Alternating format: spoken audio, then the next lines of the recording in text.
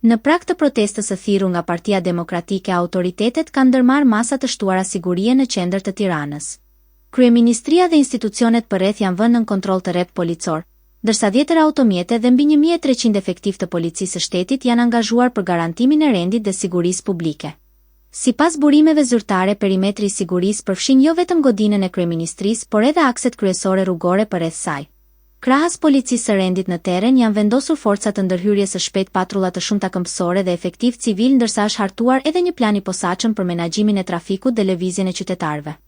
Nga ana tjetër, opozita ka nisur përgatitjet për tubimin, duke vendosur podiumin përpara kryeministrisë. Kreu i Partisë Demokratike Sali Berisha ka akuzuar kryeministrin Edi Rama për korrupsion dhe ka përsëritur thirrjet për arrestimin e zëvendës kryeministres Belinda Balluku pas asaj që opozita e cilëson si një sër skandalesh të njëpasnjëshme. Në ambientin përpara kryeministrisë janë shfaqur edhe pankarta me mesazhe politike kundër qeverisë, ndërto slogani i pangopuri i fundit i Europës, ndërsa organizatorët presin pjesëmarrje të gjerë të qytetarëve dhe strukturave opozitare. Autoritetet policore bëjnë me dije se janë në gatishmëri të plot për të garantuar që protesta të zhvillohet në mënyrë paqësore duke respektuar të drejtën e tubimit, por edhe rendin publik. Deri në këtë moment nuk raportohet për incidente, ndërsa situata në teren po monitorohet në kohë reale.